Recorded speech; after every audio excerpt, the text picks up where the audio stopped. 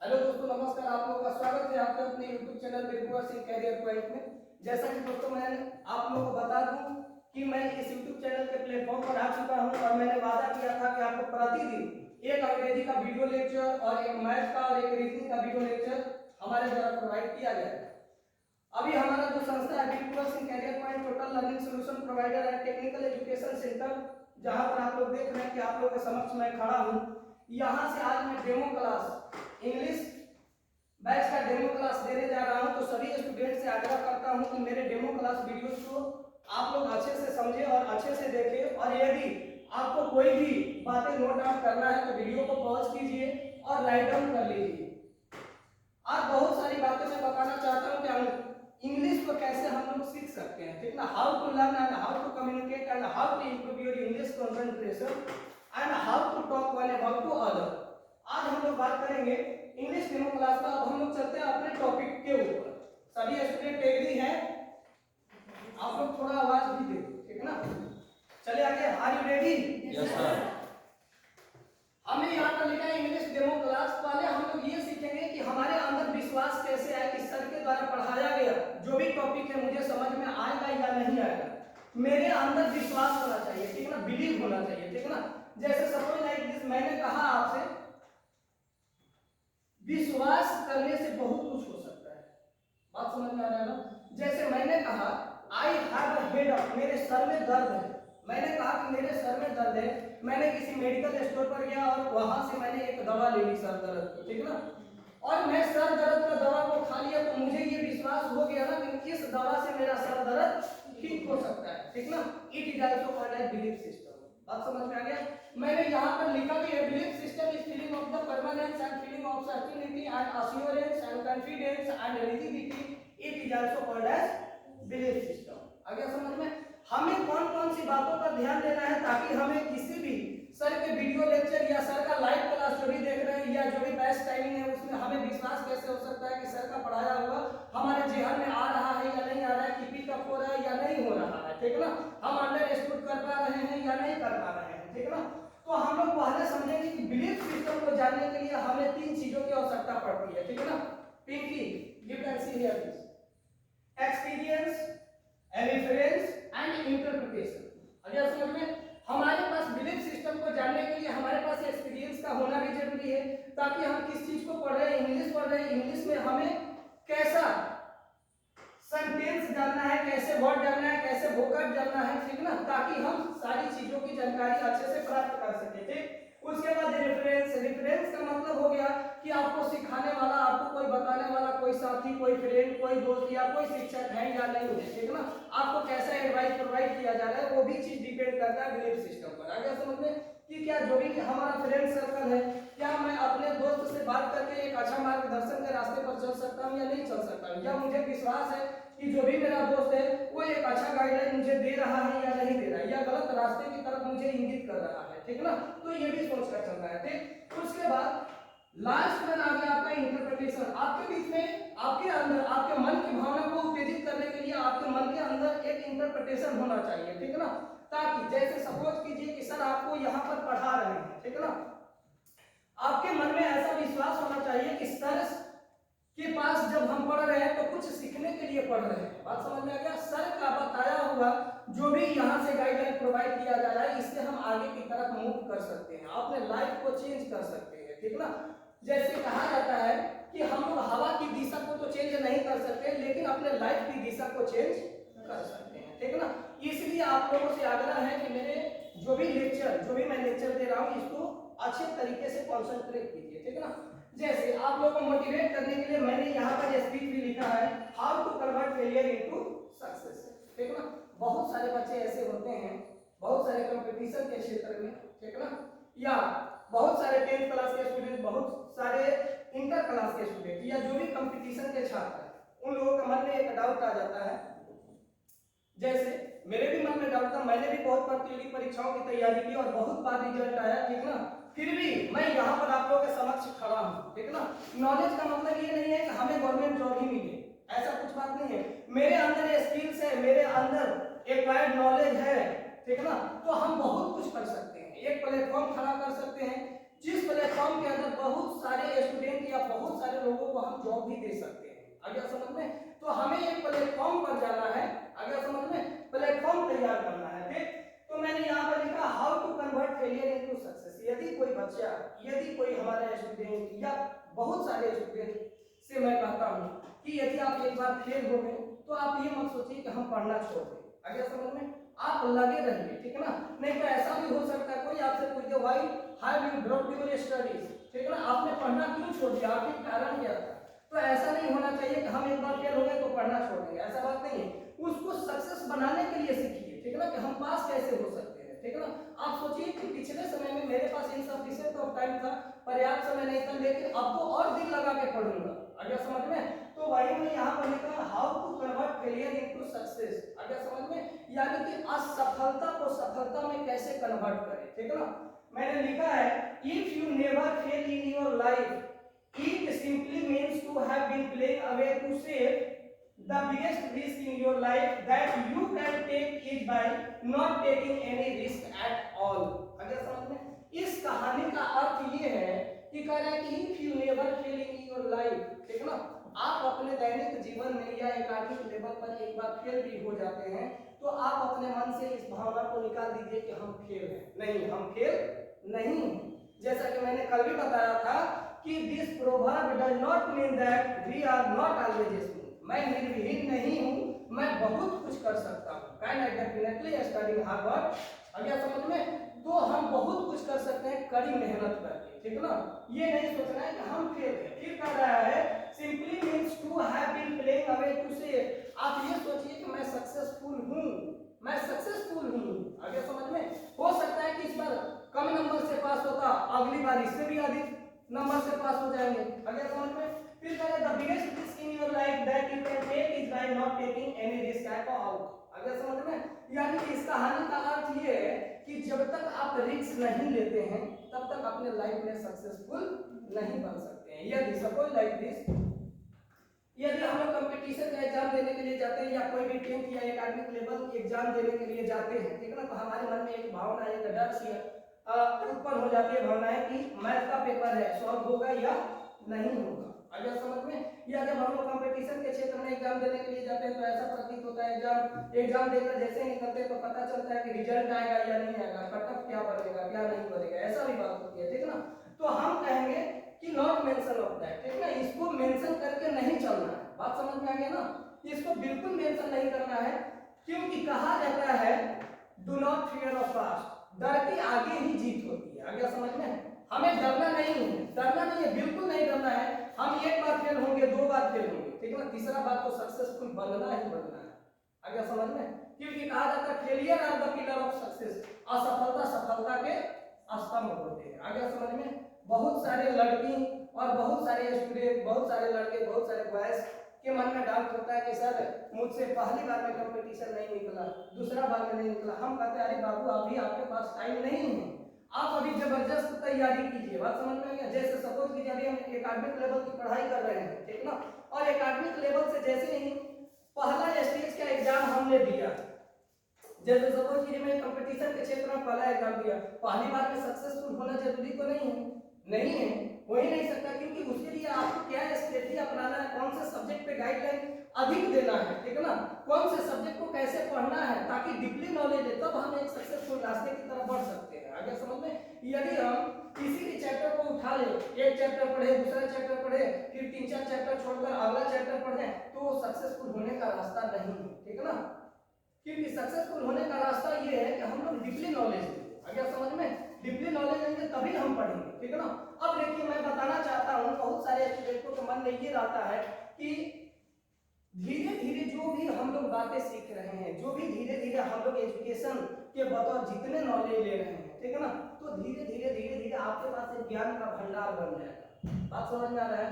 ज्ञान का भंडार बन जाएगा। कहा जाता है slow and study wins the race, समय समय उन्नति करने वाला ही जीतता है।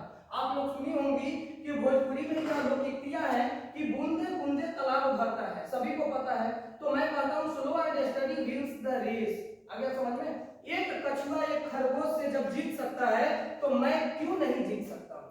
बात समझ में आ गया? मैं भी जीत सकता हूँ, लेकिन बशर्ते बात यह है कि हमें जो भी पढ़ना है, जिस टाइप के एजुकेशन पर हम ध्यान दे रहे हैं, जहां पर हमारा गाइडलाइन है, जहां पर हमारा कंसंट्रेशन है, उसको पूरी कंसंट्रेट के साथ, पूरे दिल और लगन के साथ पढ़ेंगे, सफलता तो कदम चुनेगी ही चुनेगी। आ गया समझ में? फिर नेक्स्ट स्टेप मैंने लिखा है आपको मोटिवेट करने के लिए, it can break you and it can make you, you can become strongly mental and you can become mentally strong. आ गया समझ में? इस कहानी का अर्थ ये है कि बाबू ये आपको नहीं सोचना है it can break you. It can break you का मतलब क्या है कि आप अपना पढ़ाई को स्टॉप क्यों कर रहे हैं, आप अपने कार्य को स्टॉप क्यों कर रहे हैं। आ गया समझ में? फिर कह रहे हैं it can make you can become strongly mental, strongly mental, यानी कि जो भी आपका दिमागी क्षमता है, आ गया समझ में, मेंटल एबिलिटी का उपयोग कीजिए, ठीक है ना। ये मत सोचिए मैं फेल हो गया तो हमारा दिमाग नर्वस हो जाए, नहीं, ऐसा कुछ बात नहीं है। आप अपने दिमाग को मजबूत बनाइए और फिर से जोर शोर से तैयारी करने में लग जाइए, ठीक है ना। फिर कह रहा है you can have a endless hope and you can become a hopeless and, और आप कभी भी भयभीत न हो, ठीक है ना। आप अपने मन में आशाएं को जगाते रहें कि नहीं मैं सक्सेसफुल बनूंगा। आ गया समझ में? क्योंकि मैं आपको एक एग्जांपल दे रहा हूं, एक चींटी जब पहाड़ पर चढ़ती है, ठीक है ना, तो कुछ रास्ते चढ़ती है फिर फिसल जाती है, नीचे आ जाती है, फिर कुछ रास्ते पर चलती है फिर थोड़ी सी रास्ते पर फिसल जाती है, चढ़ते चढ़ते पूरे दूर तक अपने ऊंचाई को छू जाती है। आ गया समझ में? ठीक है ना। तो हम कहते हैं कि जितना आप ट्राई करो, ठीक है ना, ट्राई माय लेवल बेस्ट, ठीक है ना, बहुत अच्छे से, यानी कि जी जान लगा दो, सफलता तो कदम चुनेगी ही चुनेगी। आ गया समझ में? क्योंकि कहा जाता है, हम आप लोगों के बीच में छोटा मोटा पंक्तियां कहूंगा, जैसे कहा जाता है कि हौसला रख वो मंजर भी आएगा, प्यासे के पास चलकर वो समंदर भी आएगा, ठीक है ना। थक करना पड़े मंजिल के मुसाफिर, मंजिल भी मिलेगी और मिलने का मजा भी आएगा, ठीक है ना। लेकिन कब आएगा? जब हम लोग दिल और लगन के साथ मेहनत करेंगे तब आएगा। आ गया समझ में? अब हम लोग आगे की तरफ बढ़ते हैं। जो भी आपको आप लोगों का आज क्लास होगा, ठीक है ना, अभी तो मैंने आपको मोटिवेशनल स्पीच कुछ दे रहा था ताकि आपका दिल लगे पढ़ाई के अंदर। आ गया समझ में? और ऐसे मोटिवेशनल स्पीच जो भी आपका लेक्चर चलेगा, ठीक ना, जो भी आपका लेक्चर होगा, उस लेक्चर में, उस वीडियो लेक्चर में या जो भी लेक्चर हम कराएंगे, 15 मिनट का मोटिवेशनल स्पीच जरूर होगा। आ गया समझ में? क्योंकि पढ़ाने के बाद आफ्टर टू दैट 1 घंटे का क्लास, 15 मिनट का मोटिवेशनल स्पीच, ताकि हमारे बच्चे का मन कैसे लगे पढ़ने में। आ गया समझ में? बहुत सारे बच्चे ऐसे होते हैं कि पढ़कर जाते हैं फिर घर पे वो खेलने में लग जाते हैं, ऐसा बात नहीं है। हम आपको बताएंगे कि कैसे आपका पढ़ने में भी मन लगेगा, ठीक है ना। अब हम लोग चलते हैं, मैंने यहाँ पर लिखा है कि इंग्लिश ग्रामर के बहुत सारे पार्ट्स को समझेंगे, ठीक है ना। अभी हम डेमो दे रहे हैं आपको। जैसे सपोज करो कि हमने यहाँ पर लिखा, किसी लड़की का नाम लिख दिया रेखा, ठीक है ना, रेखा, ठीक, और इधर जो है ममता बैठी है, ठीक है ना। यहाँ पर बॉयज है, लड़के हैं। जैसे सपोज कीजिए कि मैंने यहाँ पर राम का नाम लिख दिया, श्याम का नाम लिख दिया, ठीक, और यहाँ पर करीम है, ठीक है ना, करीम है, ठीक। यहाँ पर मैंने लिख दिया विक्की, ठीक। मैंने आपसे एक ट्रांसलेशन पूछा, ठीक है ना, कि राम के बगल में सीता बैठी है, कैसे बनाएंगे? कोई बताएगा? डॉली खड़ी हो जाओ। हाँ, राम के बगल में सीता बैठी है, हाँ, सीता बैठी है, राइट, राम और Sita is beside of Ram. नहीं, गलत है। सभी बच्चों का वीडियो में आ रहा है फोटो, थोड़ा सा सभी स्टूडेंट का भी फोटो लेना चाहिए, उसमें आ जाना चाहिए। चलिए हम लोग आगे समझते हैं, ठीक है ना। देखिए हम लोग कह रहे हैं, हाँ बोलो। राम के बगल में सीता बैठी है, सीता बिसाइड्स ऑफ राम, सही नहीं है, बैठ जाओ। अब हम लोग चलेंगे आगे की तरफ, ठीक है ना, समझेंगे, बारीकी से समझेंगे। अभी डेमो क्लास दे रहे हैं, जब क्लास रेगुलरली स्टार्ट करेंगे तो हर चीज आपको बताएंगे, ठीक है ना। और उस मंजिल तक पहुंचाना मेरा काम है, आप लोग बिल्कुल टेंशन मुक्त हो जाइए। मेरा काम है आपको इंग्लिश सिखाना, था, मैं इंग्लिश सिखा कर नहीं मानूंगा, आगे समझ में। अब लेकिन मैंने कहा कि राम के बगल में कौन बैठा है, सीता बैठी है, ठीक है ना। तो आगे हम लोग समझेंगे कि इसका रूल्स क्या होते हैं, बनाने के रूल्स क्या होते हैं, ठीक है ना। देखिए यहाँ पर मैंने कहा रेखा मैडम बच्चों के सामने खड़ी है, मैंने कहा रेखा मैडम बच्चों के सामने खड़ी है, आ गया समझ में। ये भी एक क्वेश्चन बना, पहले समझेंगे बगल में क्या होता है, बिसाइड, क्या होता है बिसाइड, या होता है नेक्स्ट टू, क्या होता है नेक्स्ट टू, बात समझिएगा, ठीक है ना। और मैंने कहा कि बगल में बाईं ओर, मैंने कहा कि राम सीता के बगल में बाईं ओर बैठी है, तो टॉपिक चेंज हो गया ना। एक बार मैंने कहा कि राम के बगल में सीता बैठी है, और मैंने एक बार कहा कि राम के बगल में बाईं ओर सीता बैठी है, फिर तो थोड़ा सा मॉडरेट लेवल हो गया, हाई लेवल हो गया, थोड़ा सा हो गया ना। मैंने कहा कि ममता जो है क्लासरूम के कॉर्नर पर बैठी है, ममता जो है क्लासरूम के कॉर्नर पर बैठी है। मैंने कहा कि रेखा मैडम के सामने कितने बच्चे खड़े हैं, आगे समझ में, रेखा मैडम कितने बच्चों के सामने खड़ी है, बात समझ में आ गया। ठीक, मैंने कहा कि विकी के बगल में कौन बैठा है, तो विकी के बगल में रेखा बैठी है, ऐसा भी हो सकता है। फिर मैंने कहा कि विकी के बगल में रेखा बैठी है, विकी के बगल में रेखा तो बैठी है, बात समझ में आ रहा है, लेकिन रेखा के बगल में भी कौन बैठा है, ममता बैठी है, ठीक है ना। तो विकी के बगल में तो ये दोनों हो जाएंगे ना, दोनों हो जाएंगे। ठीक, यदि मैं पूछा कि विकी के बगल में बाईं ओर कौन बैठा है, तो विकी के बगल में बाईं ओर रेखा बैठी है, विकी के बगल में दाईं ओर कौन बैठा है, तो जो बैठा है उसका नाम ले लेंगे, आगे समझ में।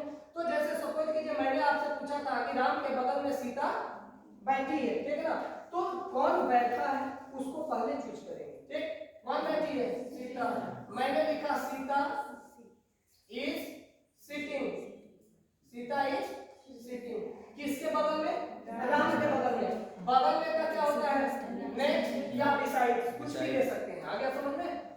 Sita is sitting next to Ram, बन गया जी आपका, बना या नहीं बना, आसान लग रहा है, पहले तोड़ तोड़ कर बनाना सीखेंगे। ठीक, यदि मैं पूछूं कि राम के बगल में बाईं ओर सीता बैठी है, फिर सीता ही बैठी है ना, तो हम लोग कहेंगे सीता इज सिटिंग। अब नेक्स्ट टू नहीं लगाएंगे, बगल में बाईं ओर है तो इमीडिएट बाईं ओर का लेफ्ट टू, लेफ्ट मतलब बाईं, ठीक है, लेफ्ट टू कौन, राम, आ गया समझ में। Sita is sitting immediate left to Ram, आ गया समझ में। सीता बैठी है ना, तो बैठने के लिए क्या होता है, सिटिंग, आ गया समझ में। इसलिए तो हम लोग कहेंगे Sita is sitting immediate left to Ram, ठीक है ना। या मैं कहूं कि सीता राम के बगल में दाईं ओर बैठी है, तो वहां पर लग जाएगा Sita is sitting immediate right to Ram, आ गया समझ में। किसी को कोई डाउट है, डाउट नहीं है, ठीक ना। अब हम लोग कहें कि रेखा मैडम के सामने बच्चे खड़े हैं, रेखा मैडम के सामने बच्चे खड़े हैं, तो खड़ा कौन है, बच्चा खड़ा है, तो हम लोग क्या कहेंगे, children is standing in front of Rekha madam, ठीक ना। इन फ्रंट का मतलब होता है के सामने, आ गया समझ में, के सामने। और बिहाइंड ऑफ का मतलब क्या होता है, के पीछे, आ गया समझ में। यदि मैं कहूं कि रेखा मैडम के पीछे बहुत बच्चे खड़े हैं, ठीक है ना, many boys are standing behind of Rekha madam, समझ में आ गया। तो अब बताइए, आप लोग को मैंने इतना बताया, क्या आसान लग रहा है या नहीं लग रहा है, लग रहा है ना। तो धीरे धीरे हम लोग क्लास जैसे जैसे आगे की तरफ बढ़ेंगे, अभी हम डेमो क्लास दे रहे हैं, ठीक है ना। डेमो क्लास देने के बाद जैसे ही आपका क्लास कंटिन्यू रेगुलर होगा, बहुत कुछ सीखने को मिलेगा, ठीक है ना। और भी हम लोग इसमें बहुत कुछ सीखेंगे। जैसे सपोज कीजिए, अब हम लोग आ जाते हैं थोड़ा बहुत कन्वर्सेशन पर, ठीक है ना, कन्वर्सेशन जो भी है इसके ऊपर आ जाते हैं, ठीक है ना। जैसे मैंने आपसे क्वेश्चन पूछा, तुम कहाँ गए थे, फिर क्या बोलेंगे, डॉली तुम कहाँ गए थे, क्वेश्चन कैसे बनेगा, व्हाट डिड यू गो। अच्छा, मैंने कहा कि तुम कहाँ गए थे, फिर वेयर डू यू गो, गलत है। देखिए, हर ट्रांसलेशन का या जो भी टॉपिक हम आपको बता रहे हैं, ठीक ना, ये चेंज है। बात समझ में आ रहा है? मैंने कहा तुम कहाँ गए थे और मैंने कहा कि तुम कहाँ कहाँ गए थे, इनमें दोनों में डिफरेंस है। बात समझ में आ गया, ठीक ना। तो हम लोग इस चीज को बहुत आसानी तरीके से सीखेंगे, आगे समझ में। अब हम लोग आगे चलते हैं। देखिए अभी आप लोगों को हमें जांचना है आप लोग किस लेवल पर है। बात समझ में आ रहा है ना? उस लेवल से हम स्टार्ट करेंगे। बात समझ में आ गया? एक ही बार हम टॉप लेवल को छोड़ा करके या बॉटम लेवल को छोड़ा करके टॉप लेवल पर पहुंच जाए फिर तो सक्सेसफुल नहीं होना है। हमने कहा है कि जीरो लेवल से जीनियस लेवल तक लेकर चलेंगे, ठीक है ना। तो हमें हर एक पॉइंट आपको बताना है, हर एक पॉइंट आपको समझाना है, आ गया समझ में। जैसे सपोज कीजिए कि हम लोग आर्टिकल भी पढ़ते हैं, ग्रामर में आर्टिकल पढ़े हैं ना। आर्टिकल में होता है ए एंड आवर द का प्रयोग, ठीक है ना। ए एंड आवर द का प्रयोग, ठीक। ए का प्रयोग कहाँ करते हैं और एंड का प्रयोग कहाँ करते हैं, कोई बताएगा? हाँ बताओ सुनबी। भावेल में एंड का प्रयोग करते हैं, भावेल में एंड का प्रयोग करते हैं और एक नंबर कॉन्सोनेंट में करते हैं, ठीक है। एक होता है डेफिनिट आर्टिकल और एक होता है इनडेफिनिट आर्टिकल, ठीक है ना। डेफिनिट आर्टिकल कौन से होते हैं और इनडेफिनिट आर्टिकल कौन से होते हैं? हाँ बोलो।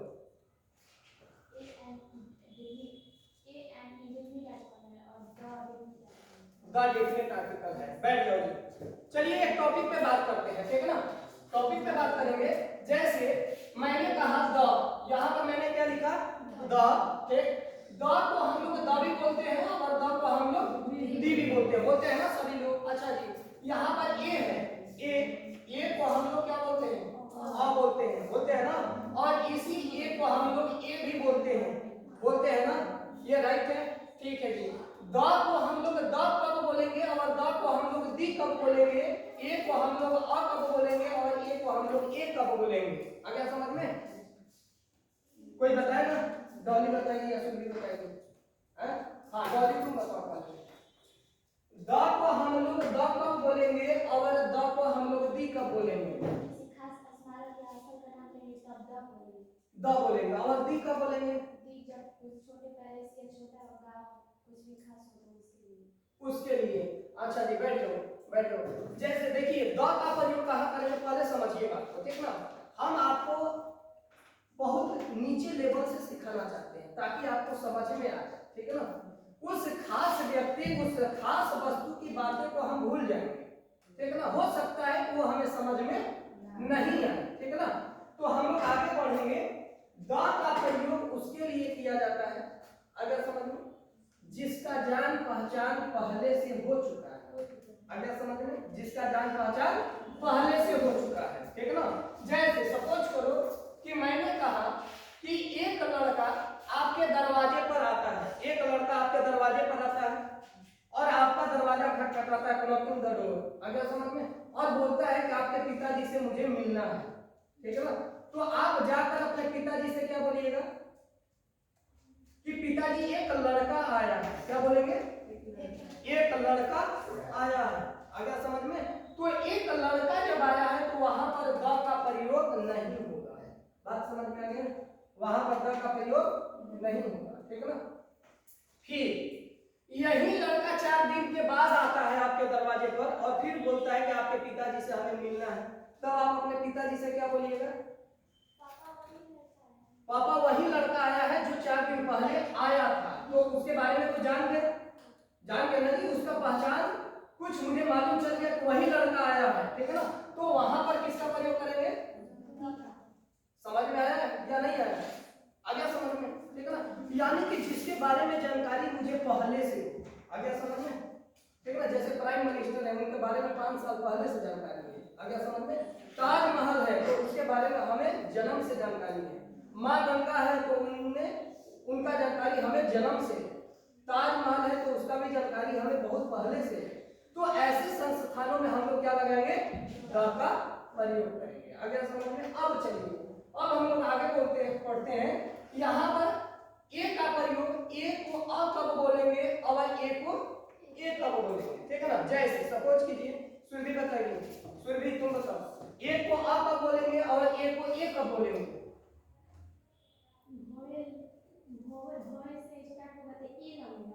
भावेल से, क्या भावेल से स्टार्ट अगर होगा? किसी को मतलब कि फोर्स किया जाए, फोर्स किया जैसे जाए। अधिकार लगाया जाए, मतलब जो लगाया जाए किसी सेंटेंस को बोलने के लिए, तो उसके जगह एक प्रयोग करते हैं। नहीं, एक्सप्लेनेशन सही नहीं है, बैठ जाओ सीधे। हाँ डॉली तुम बताओ, ए को अ कब बोलेंगे और ए को ए कब बोलेंगे? हाँ? नहीं पता, तुमको पता है बट बोल नहीं रही, एजुकेशन में पढ़ जा रही है, ठीक है ना? चलिए जी आगे समझते हैं। All my dear students, you can see here this,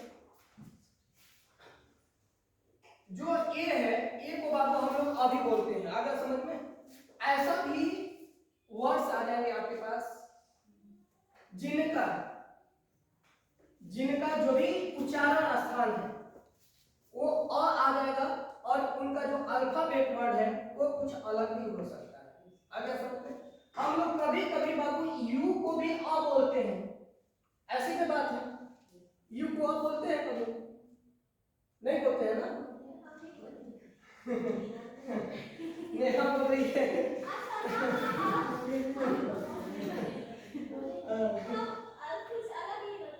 हाँ बोलते हैं, ठीक है ना? देखिए बोलते हैं, हर चीज बोलेंगे, ऐसा बात नहीं है नहीं बोलेंगे, ठीक है ना? बोलेंगे, हर चीज बोलेंगे, ये रूल कहता है बोलेंगे, ठीक है ना?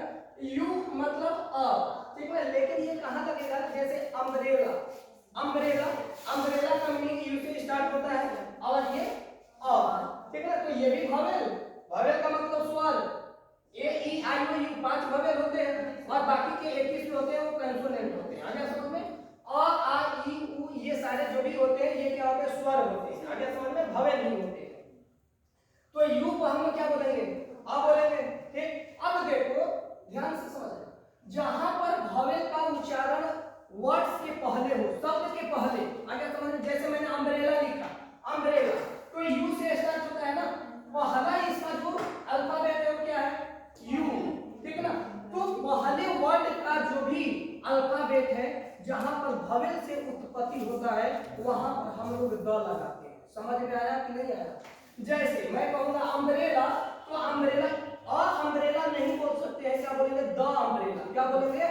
The umbrella. समझ में आया कि नहीं आया? आ गया, ठीक।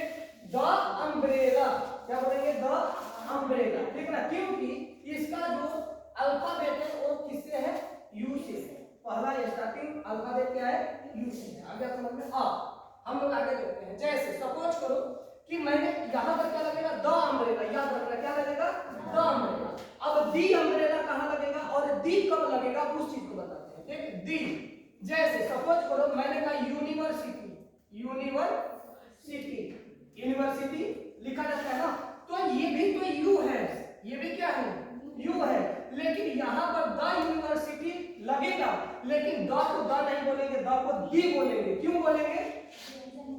क्योंकि इसका उच्चारण वर्ण जो है वो व्यंजन में है। आगे समझ में क्या है? व्यंजन में। समझ में आया? समझ में आया? ठीक। आज के वीडियो लेक्चर में इतना ही दोस्तों, बाकी हम लोग कल देखेंगे, कल मिलेंगे।